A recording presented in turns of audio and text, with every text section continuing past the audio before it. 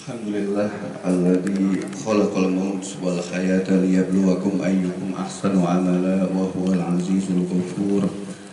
Tabarakalladzi ja'ala fis samai burujan wa ja'ala fiha sirajan wa qamarun munira.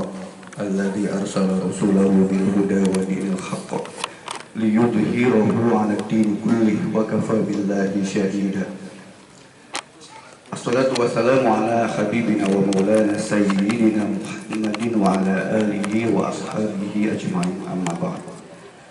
Keluarga almarhum yang saya hormati, Pak Haji Budi, Pak Haji Moko, Bu Haji Sri, Bu Dawindo, ada Pak Jai Rohimi juga yang saya muliakan. Mudah-mudahan almarhum Haji Hana diterima oleh Allah Subhanahu wa Ta'ala, termasuk ahli khair, raudhatun min riyadil jinan insyaallah, serta Ibu Hajat Untari.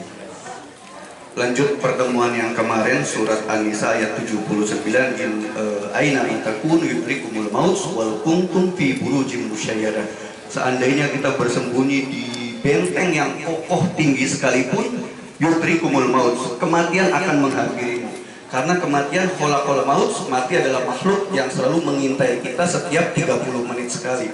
1 jam 2 kali, 24 jam 48 kali malaikat Israel berkunjung kepada kita. Lalu kita lihat lagi di surat Qaf ayat 19, idza ja'at sakratul maut bil haqq dzalika ma kunta minhu tahid. Kalau memang sakaratul maut itu sudah datang, rata-rata kita tidak mau mati menghadapi sakaratul maut itu.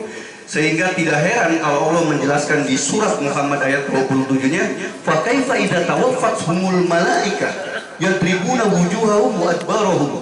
Bagaimana malaikat ketika dahsyatnya mencabut maut seseorang, nyawa seseorang, wujuhahum, kepalanya duluan dipukul, kemudian ruhnya sembunyi di dalam punggung, wa adbarahum, akhriju anfusahum. Di surat Al-An'am, keluarlah kalian roh-roh jahat, kalian akan mendapatkan siksaan yang sangat pedih.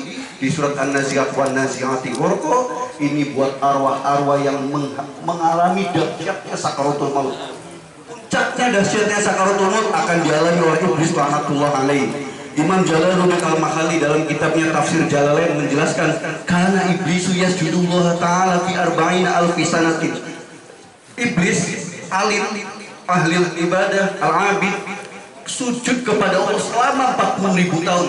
Tetapi sayangnya iblis, hebatnya ibadahnya membuat dia sombong, membuat dia aba, menolak, wastakbaru, mengaku dia lebih baik. Ana khairum minhu, aku lebih baik daripada Adam. Khalaqtahu min tin wa khalaqtani min nar wa khalaqtahu min tin. Aku kan diciptakan dari api, sementara Adam diciptakan dari tanah. Masa saya harus sujud kepada Adam?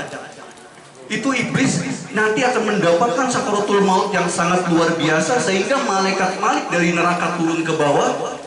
Kemudian malaikat Israel mengejar iblis, saking takutnya menghadapi sakaratul maut. Iblis keringetan turun sampai ke bawah, lari sekencang-kencangnya, dan iblis mendatangi makam Nabi Adam alaihissalam. Gara-gara engkau nih Adam, saya bisa seperti ini. Makanya permusuhan abadi Adam dan iblis sampai hari kiamat, hatta yaumal kiamat. Ketika maut itu datang, kita akan kaget, mata akan merontok kalau memang amalnya belum banyak. Siap akan menghadapi siksa kubur. Malaikat akan datang, wa dhanna annahum firaq. Lihat surat Al-Qiyamah ayat 29, wa tafatis saqu bis-saq ila rabbika yawma idil masaq. Betis kanan dengan betis kiri seperti tertukar. Bahkan Siti Maryam ketika meninggal dunianya, kemudian Nabi Isa berkata, wahai ibuku, bagaimana rasanya sakaratul maut? Ketika berbicara di alam kuburnya, ternyata sakaratul maut sangat luar biasa, sangat-sangat menyakitkan. Begitupun Nabi Muhammad. Padahal Nabi Muhammad orang yang maksum, tidak punya dosa, tapi tetap merasakan sakitnya sakaratul maut. Sehingga Nabi Muhammad mengeluarkan dalam hadisnya, sungguh kematian adalah sebuah sekarat. As-sholah ummati wa ma malakat aimanukum. Jangan sampai tinggalkan sholat dan apa yang menjadi tanggungan kita. Ketika malaikat Israel mencabut nyawa orang yang calon penduduk neraka, matanya melotot jauh sampai ke langit-langit karena dia sudah memandang dahsyatnya neraka. Malaikat dari Israel sama dari neraka membawa permadani dari neraka. Ketika menuju ke langit yang pertama, bau busuknya luar biasa. Langit pertama tidak menerima arwah yang durhaka ini, sangat busuk, bau yang tidak enak. Siapa hamba ini? Fulan ini namanya Fulan bin Fulana. Ini orang semasa hidupnya durjana, durhaka, banyak maksiat, banyak dosa. Oh, kalau begitu turunkan dia dari langit pertama, langsung diterbangkan menuju bumi ketujuh yang disebut wa ma'adro kama sijil kita markum. Kalau orang-orang soleh ditempatkan wa ma'adro kama iliyun. Ketika arwah ditinggalkan 7 langkah oleh para pelayatnya, datanglah Munkar dan Nakir. Amma ahaduhum azra, yang satu warna biru, wa ammal akhar aswad, yang satu berwarna hitam. Maka Munkar dan Nakir bertanya, kalau orang yang siap akan mendapati nikmat kubur, menjawab dengan lancar, tapi yang akan dapat siksa kubur, saya tidak tahu, jawabnya seperti itu. Kemudian ditayangkan neraka. An-naru yuraduna 'alaiha ghuduwan wa 'ashiyya wa yawma taqumu sa'atu adkhilu ala fir'aun ila asyaddil 'adzab. Fir'aun dan keluarganya, Haman, Qarun, akan menghadapi siksaan neraka yang dahsyat sekali. Dijelaskan dalam surat Al-Mu'min ayat 46, an-naru yuraduna 'alaiha ghuduwan wa 'ashiyya. Sehingga dijelaskan oleh Ibnu Qayyim dalam kitabnya Anir Ruh tentang ruh, bahwa orang yang sedang disiksa kubur sambil ditayangkan masa depan kamu seperti ini. Jadi nerakanya ditayangkan. Ada kurang lebih penayangan-penayangan neraka di siksa kubur itu, sambil disiksa, sambil ditayangkan juga siksa neraka. Kullama nadijat juluduhum baddalnahum juludan ghairaha liyadhuqul 'adzab innallaha kana 'azizan hakima. Siksaan di alam kubur, la yahya wa la yamut. Tidak hidup, tidak mati. Tidak hidup karena tidak punya kesempatan taubat lagi. Sudah tidak hidup. Tidak mati, tidak bisa mati karena harus menjalani siksaan terus. Di alam kubur, kalau orang sudah sedih, sudah siksa kubur, tidak pernah tertawa lagi. Siksa ya siksa. Di dunia mending. Kalau lagi sedih, banyak hutang ya, ada ketawa-tawanya lah, ada senyum-senyumnya, lihat Sule, lihat apa gitu kan.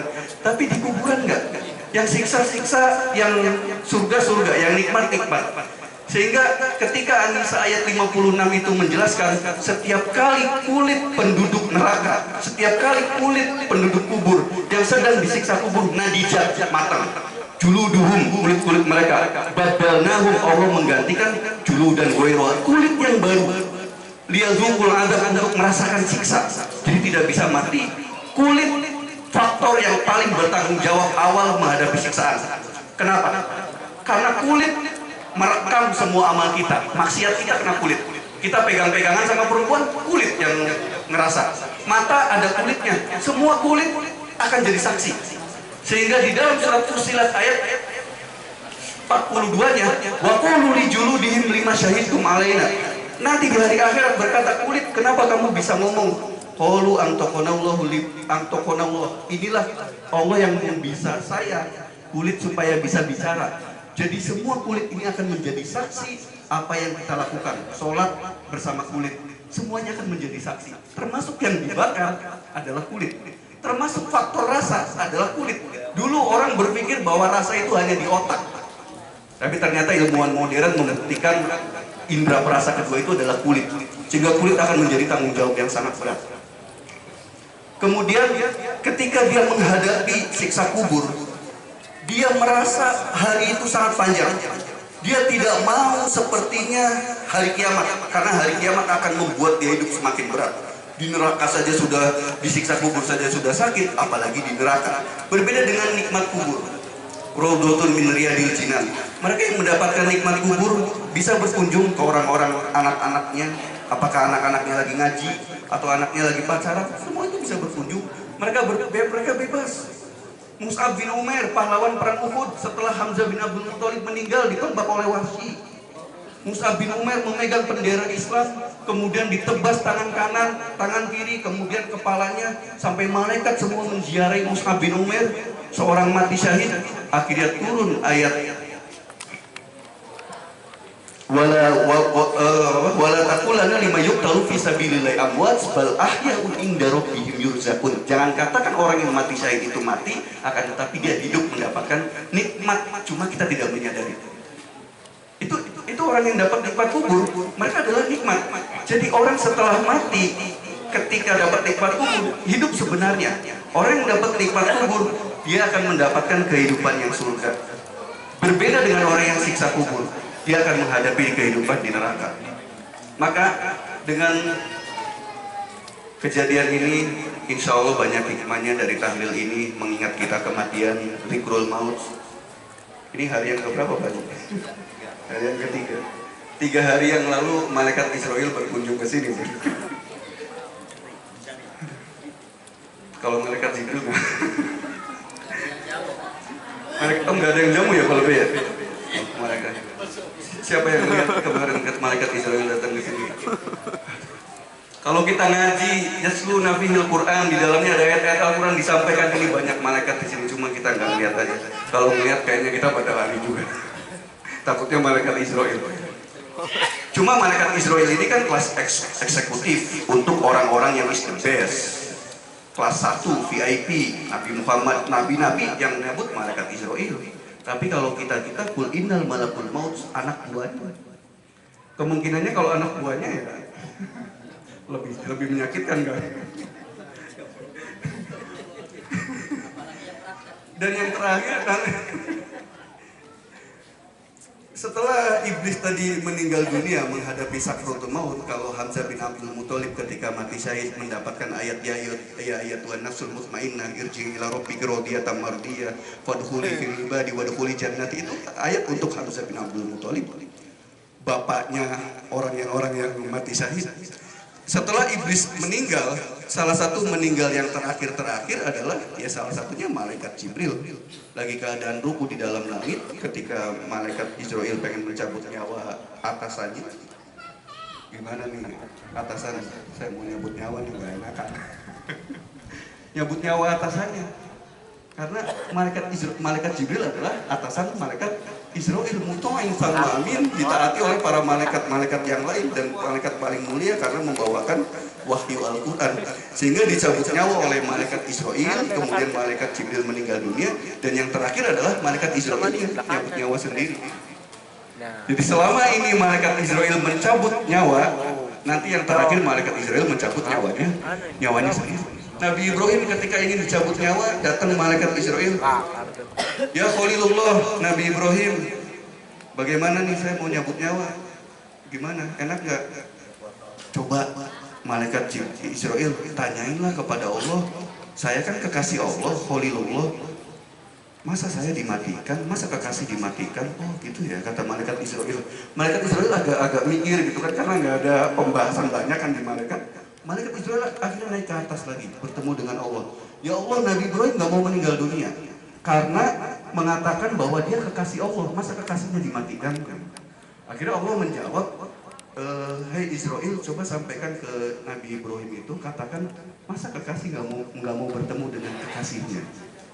Sehingga logika dibalas dengan logika lagi. Nabi Ibrahimnya berlogika, Allahnya berlogika lagi. Malaikat Israel hanya menjalani tugas. Akhirnya meninggal dunia.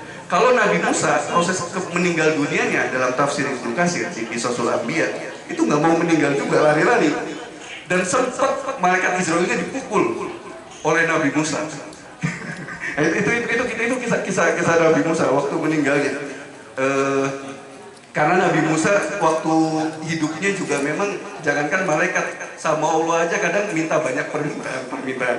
Itu Nabi Musa. Jadi meninggalnya orang-orang soleh juga bermacam-macam. Makanya di dalam pandangan agama yang lain selain kita agama Islam mengatakan Nabi Isa itu anak Allah ya, anak Allah. Karena kita kan Al-Baqarah 1 yang juz kedua yang ayat keduanya itu wa kadzalika ja'alnakum ummatan wasata. Kita kan umat yang pertengahan, yang tawasud, moderat, tidak ekstrem kanan maupun tidak ekstrem kiri. Kita menganggap Nabi Isa manusia biasa, Nabi Adam tidak punya ayah, tidak punya ibu. Nabi Isa punya ibu, tidak punya ayah. Orang Poman ada nggak yang punya ibu nggak punya ayah? Kayaknya ada juga ngikutin Nabi Isa. Nabi Isa itu tidak punya ayah, punya ibu.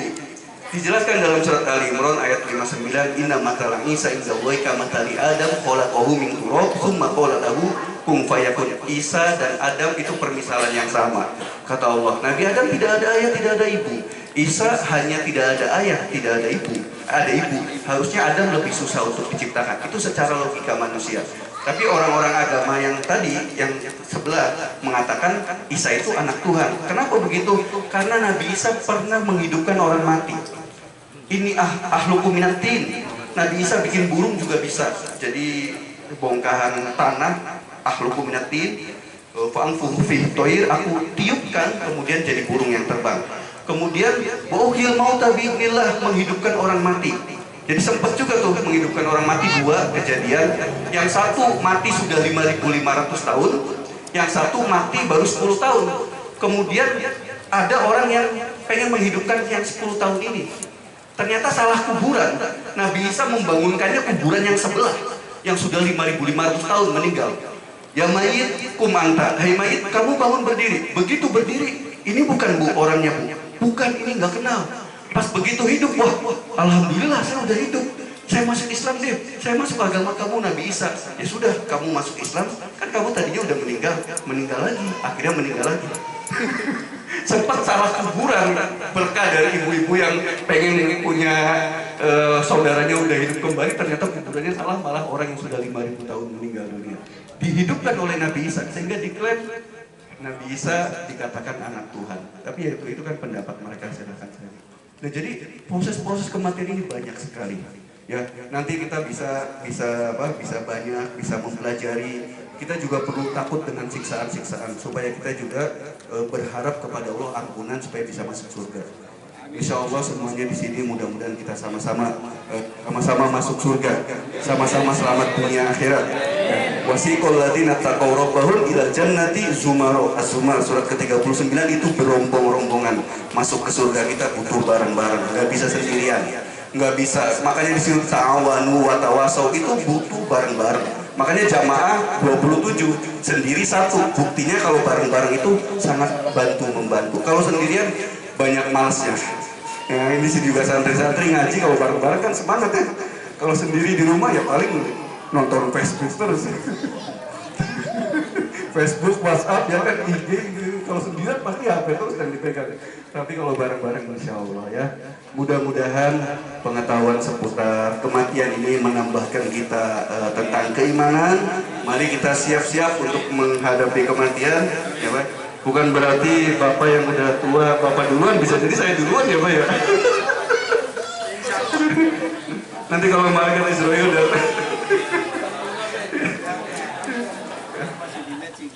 itu saja, mudah-mudahan bisa bermanfaat. Wallahul muwaffiq ila aqwamit thoriq. Assalamualaikum warahmatullahi wabarakatuh.